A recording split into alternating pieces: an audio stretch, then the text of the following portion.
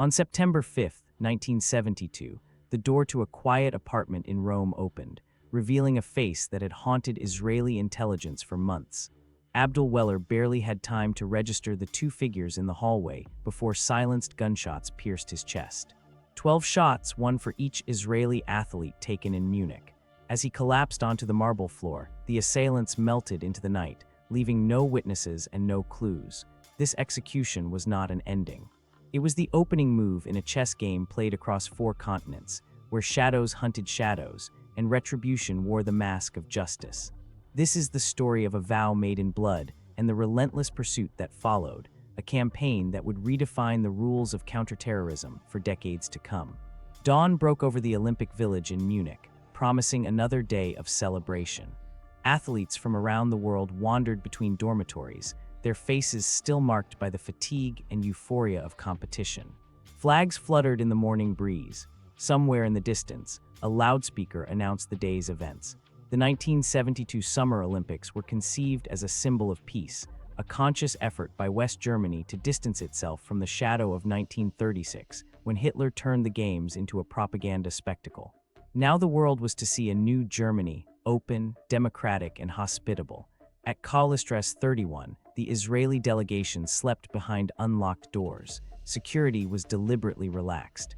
The organizers preferred openness over caution, believing stringent measures would contradict the spirit of reconciliation.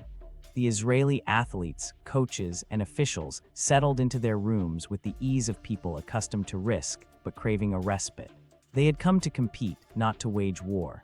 Shortly before 5 a.m., 8 men in tracksuits approached the fence surrounding the Olympic Village.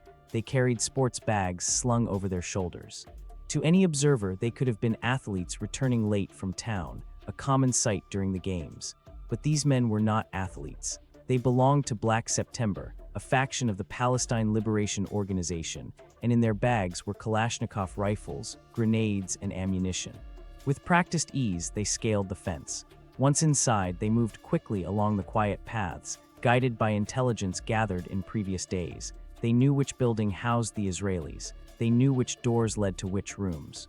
Their plan was meticulous. By 4:30 a.m., they reached apartment 1. Josef Gutfreund, a wrestling referee, heard noise at the door.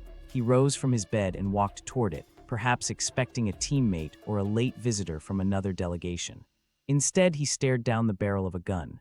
Gutfreund was a large, powerful man, and in that instant, he made a choice. He threw his full weight against the door, shouting a warning to his roommates. His voice shattered the dormitory's silence.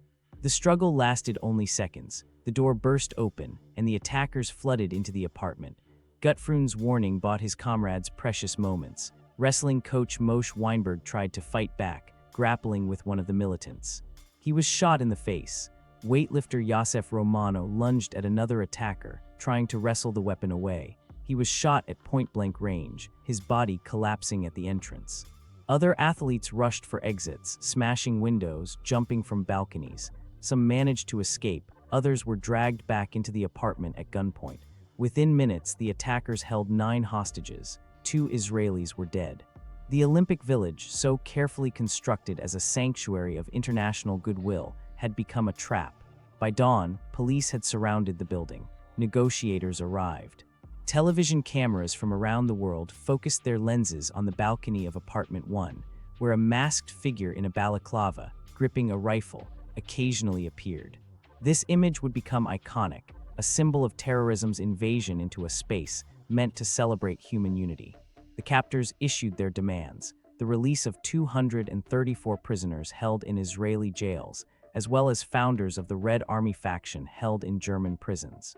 The deadline was set for 9 a.m., then noon, then extended again as negotiations dragged on.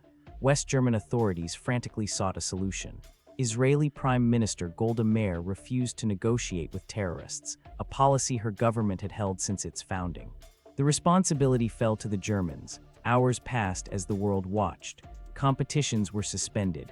Athletes gathered in stunned groups, unsure whether to leave or stay. Inside the apartment, the hostages sat bound and blindfolded, listening to the footsteps of their captors. Some whispered prayers, others remained silent, conserving strength and clinging to hope of rescue. By nightfall, German authorities had devised a plan. The terrorists agreed to be taken by helicopter to a nearby airbase, where a plane would supposedly be waiting to fly them and the hostages to Cairo. It was a ruse. At the airbase, German snipers lay in wait, ready to eliminate the attackers once the helicopters landed. But the plan was poorly conceived and even worse in its execution.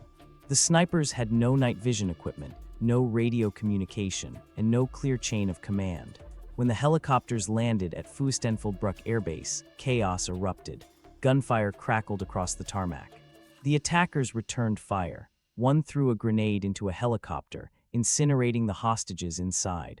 Another raked the second helicopter with gunfire, killing the remaining Israelis. By the time the shooting stopped, all 9 hostages were dead. 5 of the 8 attackers were killed. 3 survived and were taken into custody. The massacre sent shockwaves around the world.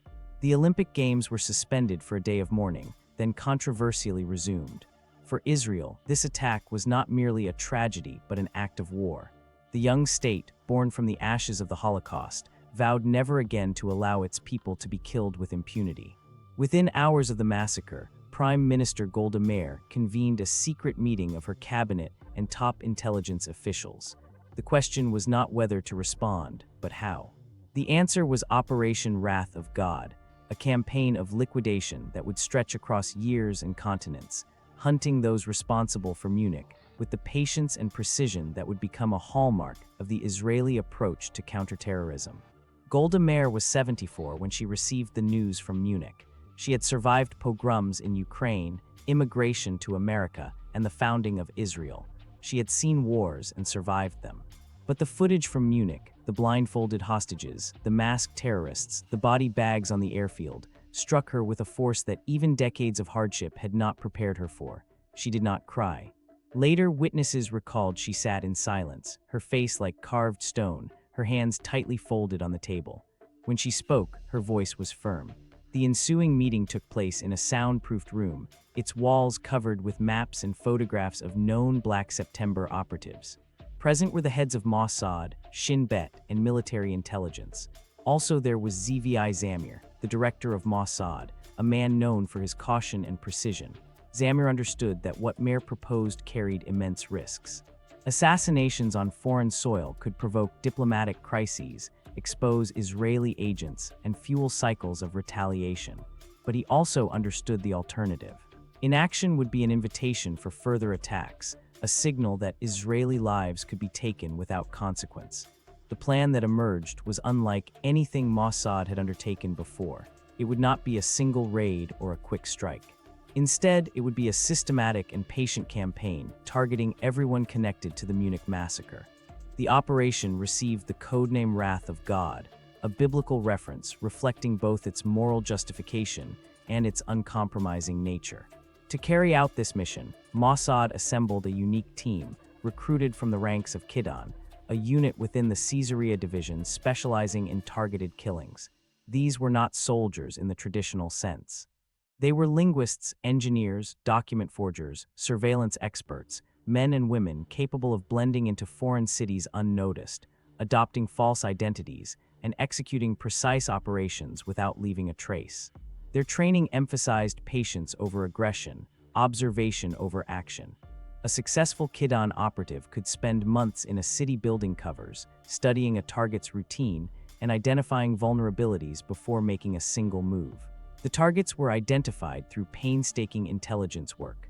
Mossad compiled dossiers on every known member of Black September, cross-referencing names with known aliases, travel records, and reports from friendly intelligence services.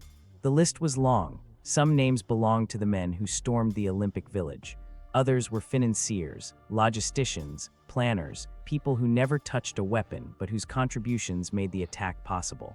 At the top of the list was Ali Hassan Salameh, known in intelligence circles as the Red Prince.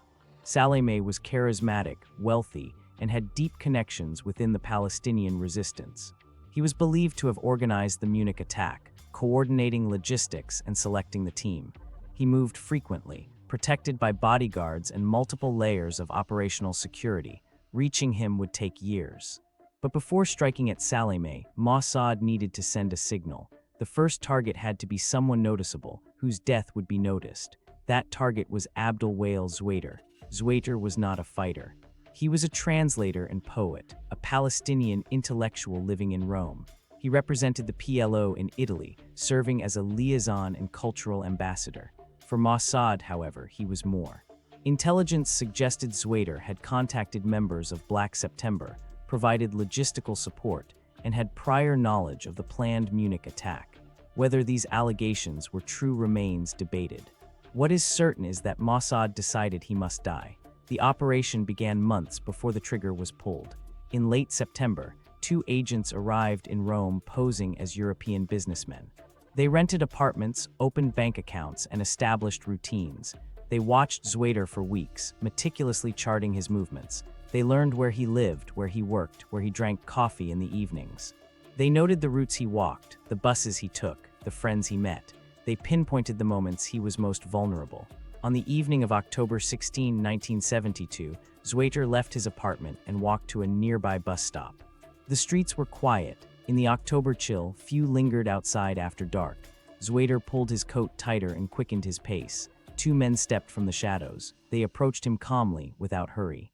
Zweiter looked up, perhaps noticing something amiss in their posture, in how their hands remained concealed. He opened his mouth to speak. The first shot hit him in the chest. The second followed immediately, then more in rapid, methodical succession. Each shot was fired with surgical precision. 12 shots in total, 1 for each Israeli killed in Munich. Zweiter crumpled onto the sidewalk. The shooters did not run. They turned a corner and vanished into the labyrinth of Roman streets. By the time police arrived, they were gone. There were no witnesses. No clues pointed to their identities. The only hint was the message itself. 12 bullets, a number too specific to be coincidence. The assassination sent shock through Palestinian circles. Newspapers across Europe and the Middle East reported Zweiter's death. Some mourned him as a martyr, a victim of Israeli aggression. Others saw it as a warning, a statement that those connected to Munich would not escape judgment. Within Mossad, the operation was deemed a success. The team had executed the mission cleanly, without exposure, and returned safely to Israel. A precedent was set. In the following months, more names were crossed off Mossad's list. Each liquidation followed a similar script. Careful surveillance, precise execution, quiet withdrawal. The targets were scattered across Europe: Paris, Athens, Nicosia, Beirut. Mossad teams moved like ghosts, leaving behind only bodies and questions. In December, Mahmoud Hamshari, a senior Black September operative based in Paris, answered a telephone call.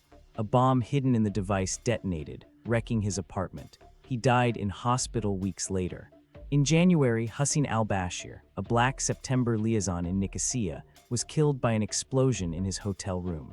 In April, Basil al-Qubaisi, a law professor accused of procuring weapons for the group, was gunned down on a Paris street. Each operation required months of preparation. Agents created legends, rented safe houses, and conducted surveillance.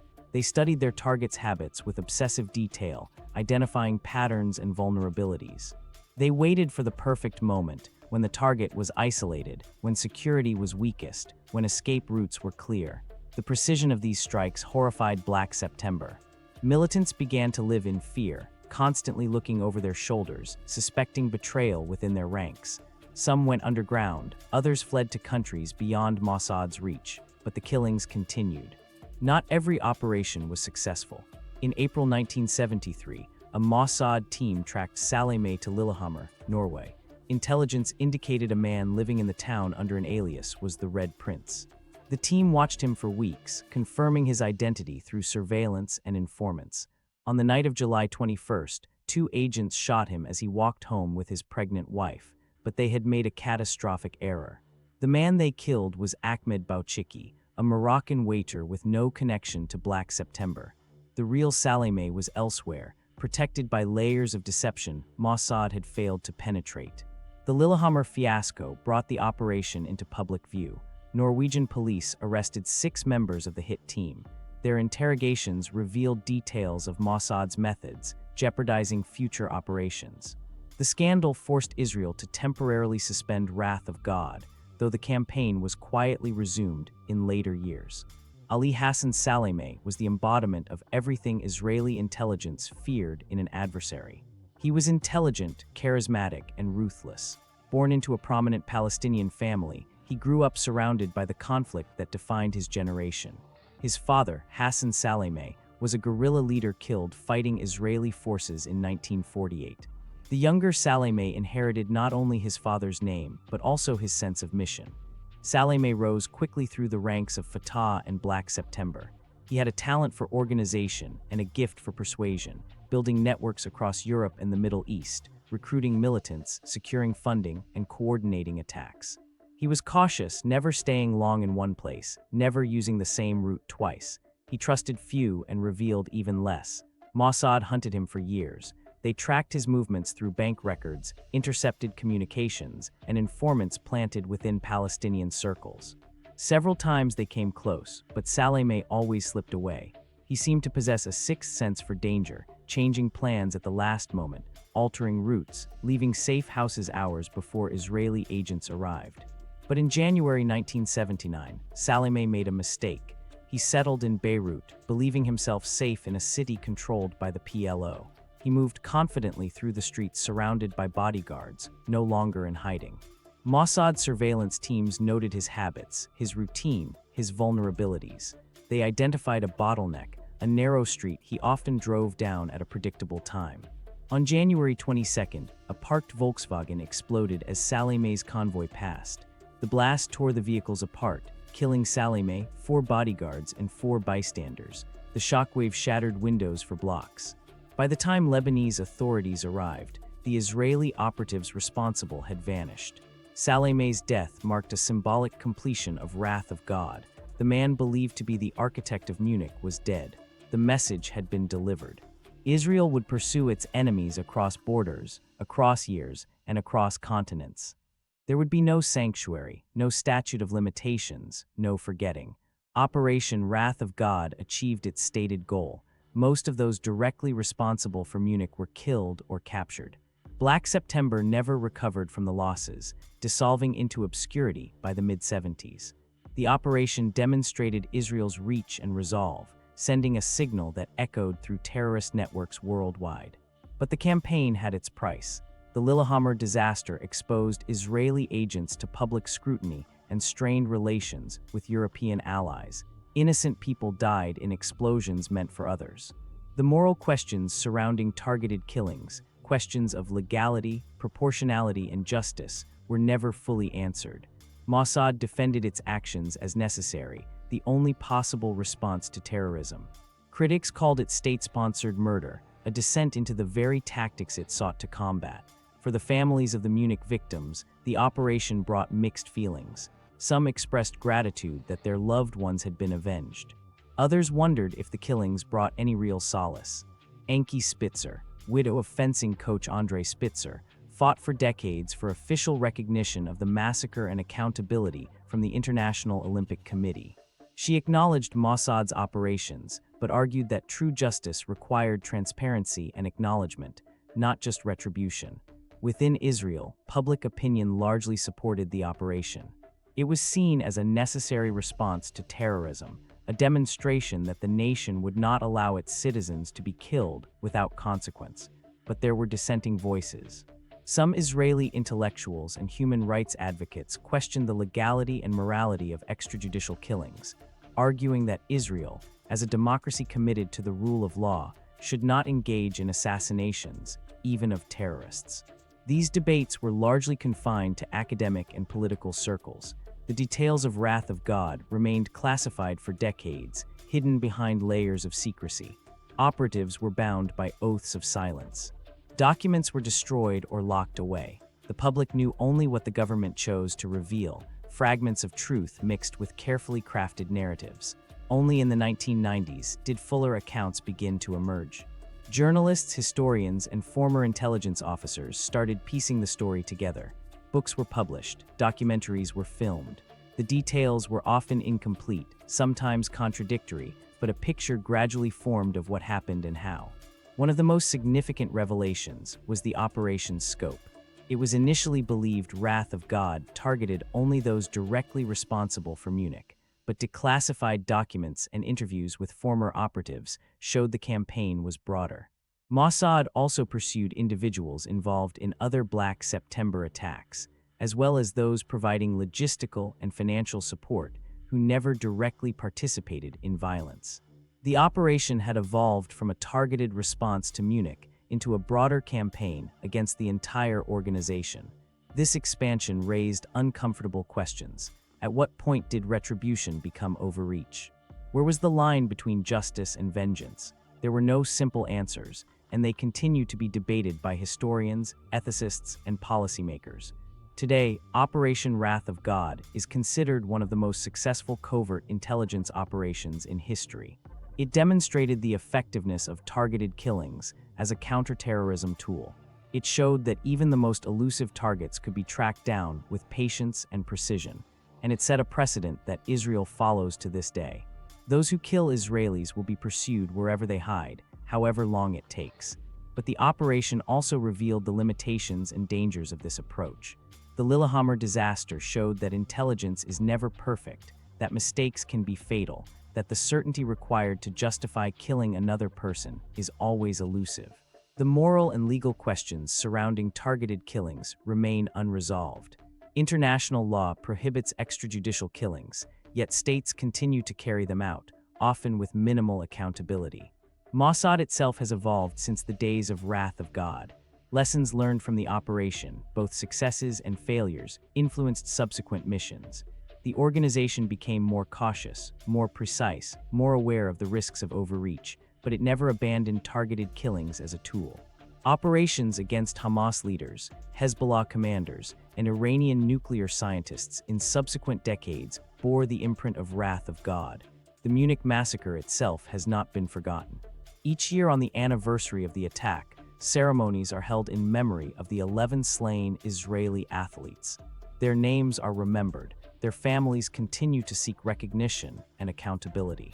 After decades of resistance, the International Olympic Committee finally agreed in 2016 to hold a minute of silence at the opening ceremony of the Rio Games, 44 years after the tragedy. For those who participated in Wrath of God, the operation remains a defining chapter of their lives. Some look back with pride, believing they served their nation honorably. Others carry the burden of moral ambiguity, doubting whether the ends truly justified the means. Most have never spoken publicly about their role, bound by oaths of secrecy and an understanding that some stories are not meant for the light. The legacy of the operation extends beyond Israel. Wrath of God influenced how other nations approach counterterrorism. The United States, the United Kingdom, France, and others have conducted targeted killings, often citing Israeli precedents. Drone strikes, a hallmark of the war on terror, are in many ways a technological evolution of methods first employed by Mossad in the 1970s. But technology has also changed the nature of the threat. Modern terrorist organizations are decentralized, networked, and resilient. Killing individual leaders often has little impact on their operations. Tactics that worked against Black September may be less effective against groups like ISIS or Al-Qaeda, which have adapted to the reality of targeted killings by creating redundant leadership structures and distributed command systems. Yet the fundamental question remains: how should democracies respond to terrorism? Wrath of God offered one answer: precise, targeted, unrelenting. It was an answer shaped by Israel's unique history and strategic situation, the trauma of the Holocaust, and the existential threats the nation has faced since its founding. Whether this response is morally justified, legally sound, or strategically wise is a question each generation must grapple with anew. 50 years after the massacre, survivors and victims' families gathered in Munich for a memorial ceremony. The Olympic Village is gone, replaced by residential and office buildings, but a plaque marks the spot where Apartment 1 once stood, where 2 Israeli athletes died trying to protect their teammates. Ankie Spitzer stood before the memorial, her face lined with age but her eyes still full of determination. She had spent half a century fighting for recognition, for accountability, for ensuring the world remembers what happened here. She thought of the people who hunted her husband's killers. She never met them, never knew their names, but understood what they did and why. She did not celebrate their actions, nor did she condemn them. They did what they felt was necessary. Whether it was justice or vengeance, she could not say. Perhaps it was both. The ceremony ended with the lighting of 11 candles, one for each victim. As darkness gathered over Munich, the flames flickered in the wind, small lights against the encroaching night. Enki watched them burn, thinking of the interrupted lives, the stolen futures, the grief that never truly fades. And somewhere in another country, under another name, a former Mossad operative watched the same ceremony on television. He was old now, his hands not so steady, his memory sometimes failing. But he remembered Munich. He remembered the faces in the photographs, the names on the list, the operations that followed. He had done his duty. He had served his nation. Whether history would judge him kindly, he did not know. The candles continued to burn. We hope this deep dive into one of history's most secretive campaigns held your attention. If you found this exploration of shadow and retribution compelling, please help others discover it by sharing this video. Your support allows us to continue uncovering these meticulously researched stories. Consider subscribing and turning on notifications so you never miss our next journey into the events that shaped our world.